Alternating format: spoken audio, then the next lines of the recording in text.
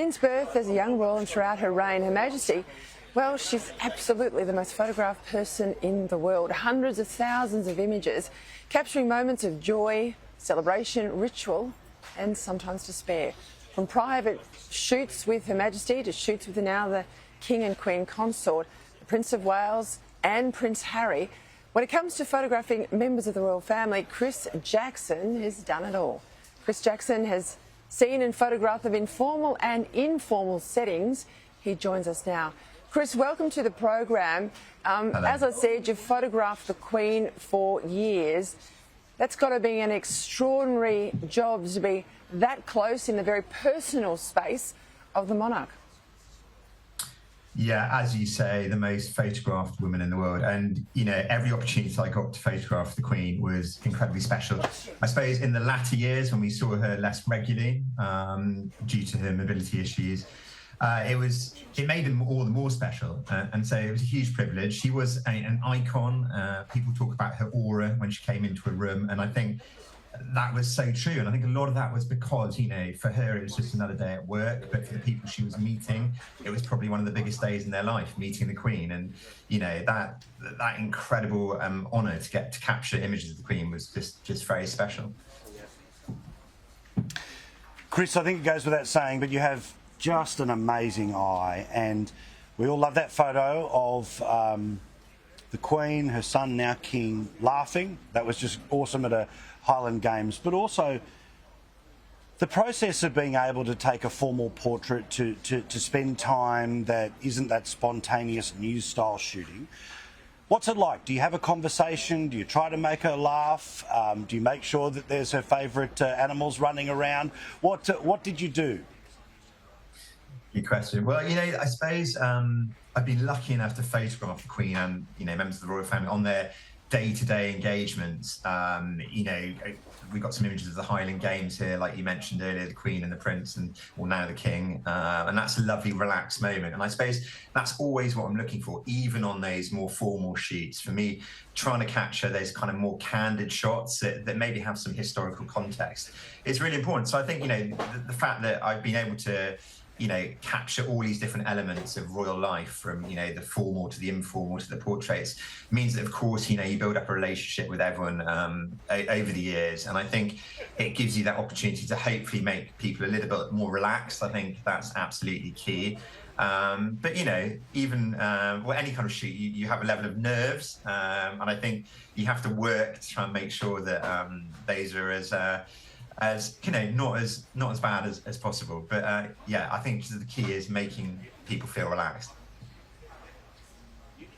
Chris, we know politicians who are very aware of where the camera is, and you almost see them adjust an eye line or a smile or their interaction with someone.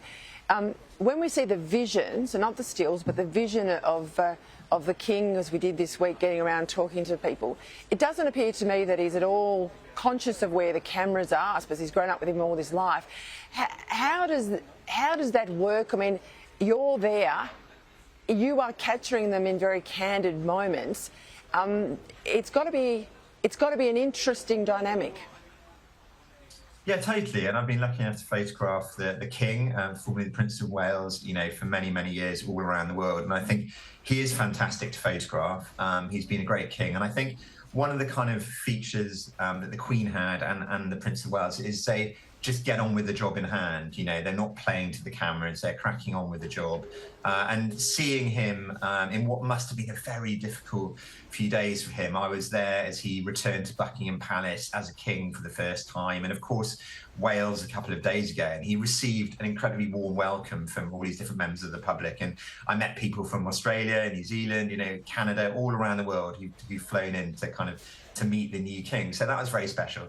Hearing people say God save the King for the first time was certainly a new experience for me. It's going to take me a few days, a few weeks maybe to get my head around that. But yeah, it's certainly been a historic, incredibly poignant week. It's been pretty non-stop traveling around, but it's yeah, I think the Prince is the now King is going to you know, he's in the role he was born to play essentially, and I think he's going to take it forward in a very positive way. What's it like when you get the chance to photograph these people, but they're just not in the mood. They're not in the mood, they're not ready to go. What were some of the little ways that you would lubricate the situation or capture the situation so that we got to see a level of displeasure rather than perhaps what they were told they had to project on any one day? Do you know what? That's a really good question. I'm sure for all of us, when we're at work, we have the occasional off day where we're not really feeling like we want to do what we want to do. But what I've always been incredibly impressed with, and certainly with the Prince of Wales, photographing him, he always turns up 100%. He's always positive. He's always there to meet members of the public. And when we're on Royal Tour, he completes up to 8 engagements in a day.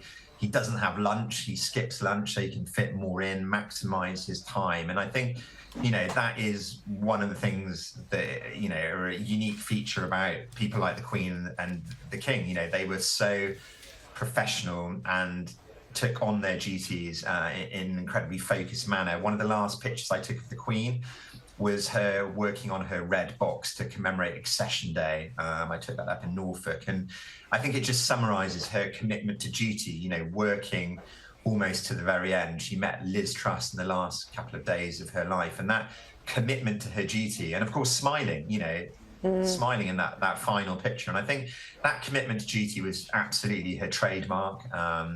In that photo I was talking about, the Accession Day photo, she's smiling, she's enjoying what she's doing. And for me, those are the kind of moments I try and capture, so you get a little glimpse of their personality, I suppose. Chris, we had on the screen a little bit before the Queen investing Captain Tom Moore with a knighthood there, and we interviewed him on my program a number of times in Australia, so Australians followed his charitable fundraising story. I have to say that image was particularly powerful in the middle of a COVID pandemic, to see that there were things in life that were normalised. Things were still happening. It was a bit bleak there, I have to say, right around the world in the worst of it. How important was the photography to remind people that the Queen was, still on the job, that people were still doing their duty, even in the time of great pandemic? That is a really good question, and I will never forget that day when, Captain Tom became Sir Captain Tom on the quadrangle of Windsor Castle. One of the hottest days of the year. And I think I remember it personally because it was one of the first, as you say, one of the first royal engagements back. I hadn't photographed anything because of COVID in person. So this was one of the first. And for the Queen to be knighting Captain Tom, this amazing gentleman with an incredible sense of humour. I think he joked at this moment that he wasn't going to kneel when he got knighted because he might never be able to get up again. So he had this amazing sense of humour. He had all the time in the world for photographs. And I think this photograph, I was just there to take the picture, but I think it's the spirit behind the moment that really captured the public's imagination. And it kind of it chimes with that speech that the Queen gave during COVID, where she came on all of our TV screens during COVID and said, "We will meet again." And I think that was an amazing example of this incredible power she had. And, when she knighted Captain Tom, it was these two icons coming together. And I think it really resonated with members of the public. And certainly for me, it was a really, pretty emotional moment. Last one, Chris.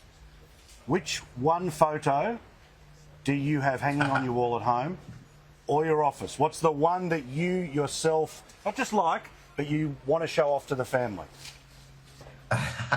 That's a really good question. I have to say I don't have any pictures of the royal family on my walls at home, but I do have some absolute favourite pictures which I loved taking. I think, obviously anything with the Queen was very special to photograph, and I did an official portrait for the Canadian government, which was, a real privilege to photograph. But it's some of those moments that I love, the kind of moments between the family. Like you say, the Highland Games was always one of my favourite events to capture, because you've got those lovely, candid and warm interactions between the different members of the family.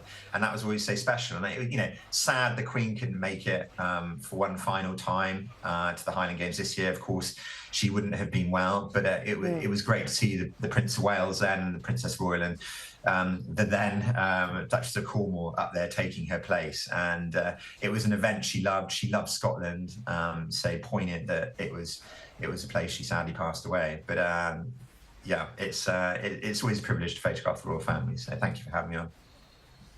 Well, it's been terrific for us to get an insight on what goes on behind the lens. Chris Jackson, thank you for joining us here on the program at Sky News Australia. Thank you. Royal photographer there, Chris Jackson.